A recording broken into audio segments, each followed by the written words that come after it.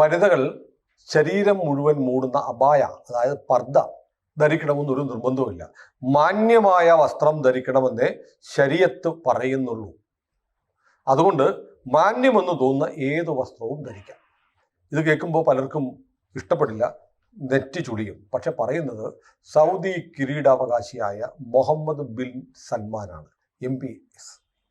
അപ്പോൾ സൗദി ആണല്ലോ ആഗോള ഇസ്ലാമിൻ്റെ കളിത്തൊട്ടിലോ അല്ലെങ്കിൽ വിശുദ്ധ നഗരങ്ങൾ, വിശുദ്ധ സ്ഥലികളൊക്കെ ഉൾപ്പെടുന്ന സ്ഥലം.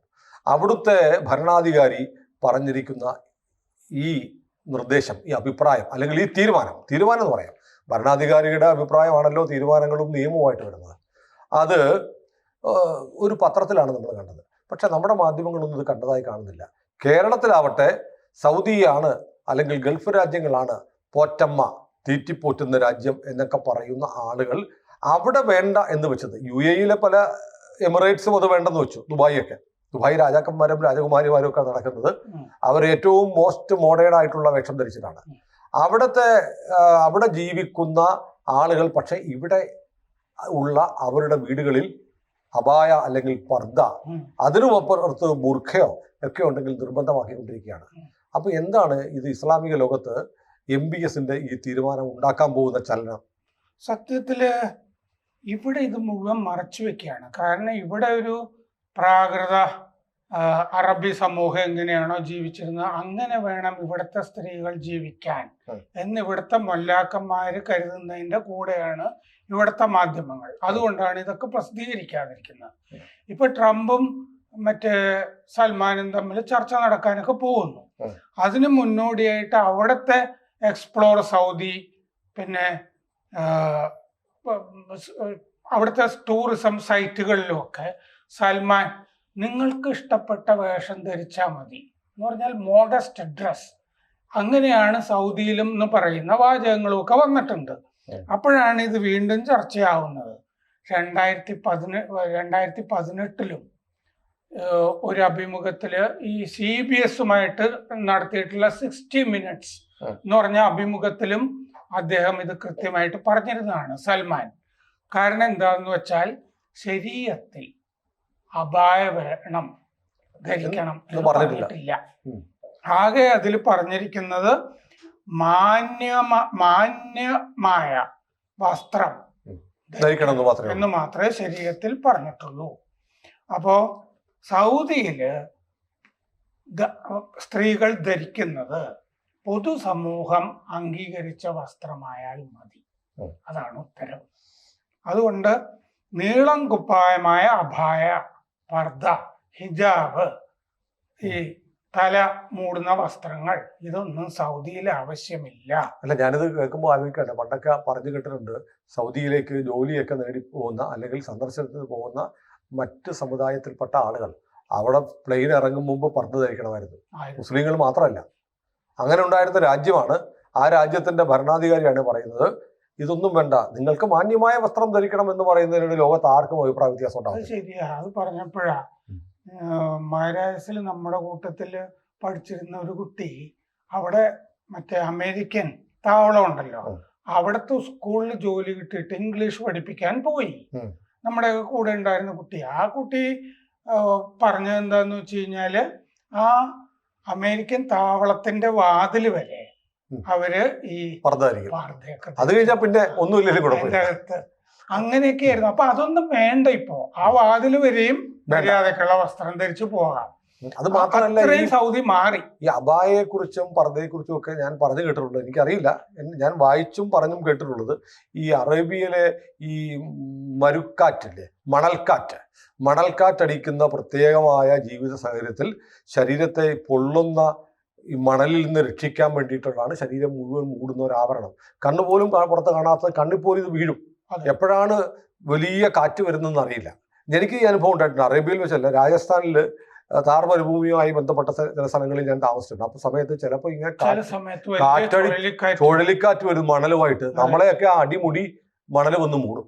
ഞാനും അറിയാത്ത കൊണ്ട് ആദ്യമൊക്കെ പോകുമ്പോ മണൽക്കാറ്റി പെട്ടു പോയിട്ടുണ്ട്. എന്ന് പറയുന്നത്. ഞാൻ ജോധ്പൂരിലും ഒക്കെ ഇത്തരം സ്ഥലങ്ങളിൽ പോയപ്പോൾ എനിക്ക് അനുഭവം ഉണ്ടായിട്ട് വീടിന്റെ മുറ്റത്തിറങ്ങുമ്പോൾ നമ്മൾ വിചാരിക്കാത്ത സമയത്ത് ഒരു വലിയ കാറ്റ് വന്ന് നമ്മളെ മണലിൽ പുതിയും. മണലിലും അപ്പം ശരീരം ഇങ്ങനെ അതെ, ശരീരം മൊത്തം മൂടുന്ന വസ്ത്രമാണെങ്കിൽ അത്തരം കാര്യങ്ങളിൽ സംരക്ഷണം ഉണ്ടാവും. ആ കാലത്ത് അങ്ങനെ ചെയ്തിരുന്നതാണ്. ഇപ്പൊ സംഗതിയൊക്കെ സൗദിയിൽ ഇപ്പൊ ആളുകൾ ജീവിക്കുന്നത് മണൽക്കാട്ടിലല്ല, മണൽക്കാടുകൾ മഹാനഗരങ്ങളായി മാറി. അതെ, മുമ്പ് ഒട്ടകത്തിന്റെ പുറത്തുമൊക്കെ സഞ്ചരിക്കുന്ന കാലത്തൊക്കെയാണ് അങ്ങനെയൊക്കെ ആയിരുന്നത്. അപ്പോ മാന്യമായ വസ്ത്രം തിരഞ്ഞെടുക്കാൻ സ്ത്രീകൾക്ക് അവകാശമുണ്ട് എന്നും മറ്റേ സൽമാൻ പറഞ്ഞിട്ടുണ്ട്. പുരുഷനും സ്ത്രീയും തുല്യരാണ്. എല്ലാ രംഗത്തും ഞങ്ങൾ സ്ത്രീകളെ ഉയർത്തിക്കൊണ്ടുവരികയാണ്. ഇവിടെ ചിലർ പറയുന്ന പുരുഷനും സ്ത്രീയും തുല്യരല്ല. അതുകൊണ്ട് ഭർത്താവ് മരിച്ച സ്ത്രീ വിനോദയാത്രയ്ക്ക് പോകാൻ പാടില്ല, ഒരു മൂലക്കിരിക്കണം. നന്നായി പഠിച്ചാൽ അവൾ ഒരു വേദിയിൽ വന്ന് സമ്മാനം പോലും വാങ്ങാൻ പാടില്ല. മാത്രമല്ല അവൾ വെറും കൃഷിയിടം മാത്രമാണെന്നാണ് ഇവിടെ ഇപ്പോഴും പറയുന്നത്. ഇന്നലെ ഒരു മുല്ലാക്ക പറഞ്ഞത് ഞാൻ വീഡിയോ കണ്ടു. എന്താന്ന് വെച്ച് കഴിഞ്ഞാല് സ്ത്രീക്ക് എന്തിനാണ് സ്വത്തവകാശം കൊടുക്കുന്നത്? അവളെ നിക്കാഹ് ചെയ്ത് കൊണ്ടുവന്ന് കഴിഞ്ഞാൽ പിന്നെ അവളുടെ ചെലവ് മുഴുവൻ പുരുഷനാണ്. പിന്നെ അവൾക്ക് എന്ത് സ്വത്തവകാശം എന്നൊരു മുല്ലാക്ക ചോദിച്ചിട്ടുണ്ട് കഴിഞ്ഞ ദിവസം. ഇതാണ് ഇവിടെ സ്ത്രീകൾക്ക് പള്ളിയിലും കയറാൻ മോസ്കിലും കയറാൻ പറ്റില്ല. അപ്പൊ എല്ലാ രംഗത്തും ഞങ്ങൾ ഉയർത്തിക്കൊണ്ടുവരുന്നു എന്ന് പറഞ്ഞു. 1979 ഇറാൻ വിപ്ലവത്തിന് മുമ്പ് സൗദി ഒരു മിതവാദ സംഗതികളൊക്കെ ഉണ്ടായിരുന്ന സ്ഥലമാണ്. പിന്നീട് ഞങ്ങൾക്ക് പിഴവുകൾ പറ്റി ഞങ്ങൾ വീണ്ടും യാഥാസ്ഥിതികത്വത്തിലൊക്കെ പോയി എന്ന് സൽമാൻ പറഞ്ഞിട്ടുണ്ട്. മനുഷ്യാവകാശ പ്രശ്നങ്ങൾ പറ്റിയൊക്കെ ചോദിച്ചു കഴിഞ്ഞപ്പോൾ അങ്ങേര് പറഞ്ഞു സൗദിയും അമേരിക്കയും തമ്മിൽ ആ കാര്യത്തിലൊക്കെ കുറെ മാനദണ്ഡങ്ങളിൽ വ്യത്യാസം ഉണ്ടാവും, പക്ഷെ കൂടുതൽ മെച്ചപ്പെട്ടു വരുന്ന അവസ്ഥയാണ്. ഞാൻ ഗാന്ധിയോ മണ്ടേലയോ ഒന്നും അല്ല, ഇത് നേരത്തെ അദ്ദേഹം പറഞ്ഞിട്ടുള്ളതാണ്. ഞാൻ ധനികനായി ജനിച്ച ഒരാളാണ്, എന്നാലും എൻ്റെ വരുമാനത്തിൻ്റെ 51% ഞാൻ ജീവകാരുണ്യ പ്രവർത്തനങ്ങൾക്ക് ചെലവാക്കാറുണ്ട് എന്ന് പറഞ്ഞു. അപ്പോൾ ഈ പറഞ്ഞ അബായ എന്ന് പറയുന്നത് നിയമപരമായി ഒരു നിർബന്ധമായ വസ്ത്രമല്ല അവിടെ. അതാണ് അതിൽ പറഞ്ഞിരിക്കുന്നത്. വിസിറ്റ് സൗദി അറേബ്യ സൈറ്റുകളിലും ഒക്കെ ഇത് ഇങ്ങനെ കാണാം. ഇഷ്ടമുള്ള വസ്ത്രം നിങ്ങൾക്ക് ധരിക്കാം, പക്ഷെ മോഡസ്റ്റ് ആയിരിക്കണം എന്ന് പറഞ്ഞിട്ടുണ്ട്. ഈ എൽബോ അതുപോലെ ബിലോ ദ ആംഗിൾ അങ്ങനെയൊക്കെ ആയിരിക്കണം എന്നുള്ള ചില നിയന്ത്രണങ്ങൾ മാത്രമേ കിട്ടൂ. അതിന്റെ മുകളിലൊന്നും ധരിച്ച് ആരും പോകാനും പോകും. മാന്യമായിരിക്കണം എന്നുള്ളത് ഉൾപ്പെടുന്നുണ്ട്. മാന്യമായിരിക്കണം വസ്ത്രധാരണം എന്ന് നമ്മളും ഇവിടെ അതാ പറയാം, മാന്യമായ വസ്ത്രധാരണം വേണമെന്നാണ് പറയാറുണ്ട്. ഡീസന്റ് റെസ്പെക്ട്ഫുൾ എന്ന് പറഞ്ഞിട്ടുണ്ട്. ആളുകൾക്ക് വൃത്തികേട് തോന്നാത്ത അന്തസ്സോടുകൂടി നടക്കുക. ഇതാണല്ലോ ആണുങ്ങളോടും പെണ്ണുങ്ങളോടും പറയുന്നത്, സ്ത്രീകളോട് മാത്രമല്ല. ആണുങ്ങൾ വസ്ത്രം ധരിക്കുമ്പോഴും ഇങ്ങനെയായിരിക്കണം എന്നവർ പറഞ്ഞിട്ടുണ്ട്. അതുകൊണ്ട് കറുത്ത ബായ, പിന്നെ ഈ തല മൂടുന്ന ഹിജാബുകൾ ഇതൊന്നും വേണ്ട. മാത്രമല്ല അവിടെ പരീക്ഷാ ഹാളില് ഇത് വേണ്ട. സൗദി അറേബ്യയിൽ പരീക്ഷയ്ക്ക് വേണ്ട.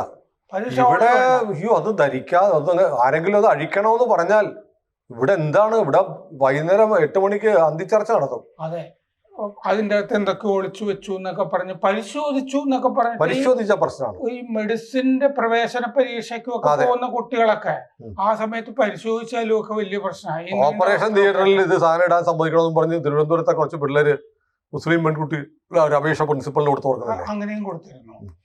അപ്പൊ എക്സാം ഹാളില് വേണ്ട സ്കൂൾ യൂണിഫോം അത് മതി എന്നും കൂടി ഇതിൻ്റെ അകത്ത് പ്രത്യേകം പറഞ്ഞിട്ടുണ്ട്. ഇത്രയും മാറി മക്കയൊക്കെ മാറി.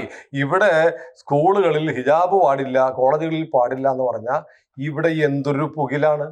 ഇനിയിപ്പോൾ പറയാൻ പോകുന്നൊരു കാര്യമുണ്ടല്ലോ, സൗദി അല്ല ഇസ്ലാം, MPs അല്ല ഇസ്ലാം, ഞങ്ങളാണ് ഇസ്ലാം എന്ന് ഇവിടുത്തെ ഫണ്ടമെന്റലിസ്റ്റുകൾ പറയും.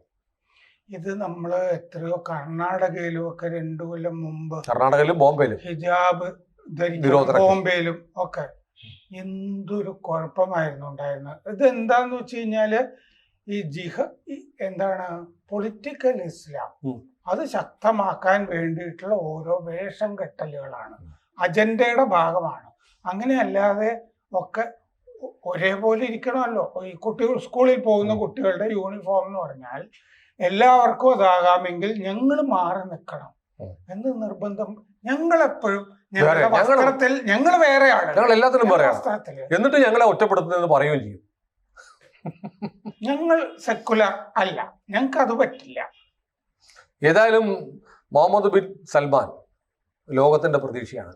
അദ്ദേഹം എടുക്കുന്ന നയങ്ങളെ പരസ്യമായി തള്ളി പറയാൻ ഈ കൂട്ടർക്കൊന്നും ധൈര്യവും ഇല്ല. അല്ല, രാഷ്ട്രീയം നോക്കിക്കഴിഞ്ഞാൽ അദ്ദേഹത്തിന് ഇസ്രയേലിനോട് വിരോധമൊന്നുമില്ലല്ലോ. അല്ല, ഇവിടെ പറഞ്ഞ് ഇതൊക്കെ പറയുന്ന ആളുകൾ MBS ചെയ്യുന്നത് ശരിയല്ല, MBS ഇസ്ലാം അല്ല എന്ന് പറഞ്ഞ് സോഷ്യൽ മീഡിയയിൽ ഒരു പോസ്റ്റ് ഇടണം. പ്രത്യേകിച്ച് പോറ്റുന്ന നാട്ടിൽ ജീവിക്കുന്നവർ ധൈര്യമുണ്ടോ? അല്ല, ഇന്ന് മറ്റേ റിപ്പോർട്ടർ ചാനലുകളിൽ സുനീത വില്യംസ് വന്നതിനെ പറ്റി രാവിലെ ചർച്ച നടക്കുമ്പോ അവര് രാഹുകാലം നോക്കിയൊന്നുമല്ല വന്നത്. അവര് ഗണപതിയുടെ വിഗ്രഹം കൊണ്ടുപോയ ഭഗവത്ഗീതയെ കൊണ്ടുപോയിരുന്നു. ഭഗവത്ഗീത ആദ്യത്തെ 2 തവണ, ഇത്തവണ ഗണപതിയെ കൊണ്ടുപോയി. ഗണപതി വിഗ്രഹം കൂടെ ചേർത്ത് വെച്ചിരുന്നു. അങ്ങനെ പോയ ആള് തിരിച്ചു വന്നപ്പോ രാഹുകാലം നോക്കിയില്ല. അതൊക്കെ നിങ്ങൾ ശ്രദ്ധിക്കണം എന്ന് പറഞ്ഞ് ഈ സനാതന ധർമ്മികൾക്കിട്ട് കുത്തുന്നുണ്ടായിരുന്നു. പക്ഷെ എവിടത്തെ രാഹുകാലം എന്നുള്ള പ്രശ്നമുണ്ടല്ലോ, സമയ വ്യത്യാസമൊക്കെ ഉണ്ട്. അപ്പൊ അങ്ങനെയാണെങ്കിൽ ആ കൂട്ടത്തില് ഈ ചന്ദ്രനെ പിളർത്തുന്നതും അങ്ങനത്തെ മാസപ്പിറവി തുടങ്ങിയ അതിനെപ്പറ്റി മിണ്ടില്ല, പറയില്ല. അതിനുള്ള ഉത്തരം ഒരാൾ പറഞ്ഞു വെച്ചിട്ടുണ്ട്, നമ്മുടെ സ്പീക്കർ. ഞാൻ പരീക്ഷയ്ക്ക് എല്ലാ ചോദ്യങ്ങൾക്കും ഉത്തരം എഴുതുന്ന കുട്ടിയായിരുന്നില്ല. അള്ളാഹു മിഥ്യയാണോ എന്നുള്ള ചോദ്യത്തിനാണ് അദ്ദേഹം പറഞ്ഞ മറുപടി. ഞാൻ പരീക്ഷയിൽ ഒരു കാലത്തും എല്ലാ ചോദ്യങ്ങൾക്കും ഉത്തരം എഴുതുന്ന കുട്ടിയായിരുന്നില്ല. അതിന് ഉത്തരം അദ്ദേഹത്തിന്റെ നേതാവായ പിണറായി വിജയന്റെ പഴയ ഗുരു ബ്രണ്ണൻ കോളേജിലെ MN വിജയൻ പറഞ്ഞിട്ടുണ്ട്, ക്ലാസ്സിൽ നിന്ന് പുറത്താക്കിയാലും കുട്ടി ചോദ്യങ്ങൾ ചോദിച്ചുകൊണ്ടിരിക്കും എന്ന് പറഞ്ഞിട്ടുണ്ട്. ഉത്തരം കിട്ടില്ല. കൂടുതൽ വാർത്തകളും വിശേഷങ്ങളും നിങ്ങളിലേക്ക് എത്താൻ ABC മലയാളം സബ്സ്ക്രൈബ് ചെയ്യുക, ബെൽബട്ടനും അമർത്തുക.